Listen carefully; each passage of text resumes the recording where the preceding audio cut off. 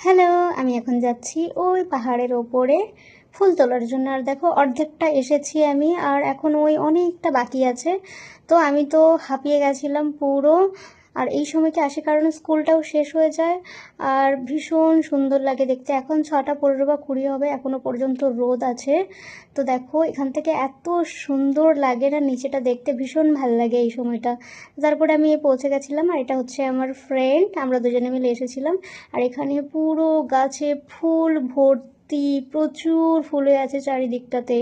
এ দেখো এখান থেকে দেখাচ্ছি নিচেটা প্রচুর উঁচু, এটা অনেক বড় পাহাড়। আর সানসেট ভীষণ সুন্দর লাগছিল দেখতে। তো আর এই যে পুরো জঙ্গলটাতে প্রচুর ময়ূর আছে, প্রচুর ময়ূর আছে। তো তারপরে আমি এদিকে যাচ্ছিলাম, গিয়ে ওর হাতে ফোনটা ধরিয়ে আমি তারপরে ফুল তুলছিলাম। আমার তো ভীষণ ভালো লাগছিলো, কারণ আমি প্রত্যেক দিন পুজো করি, তো আমার ফুলটা দরকার হয়। তো গিয়ে ওখান থেকে নিয়ে আসি। তো তারপরে আমি নিচে নামছিলাম। আর এত হাঁপিয়ে গেছিলাম অত দূর ওঠার পরে।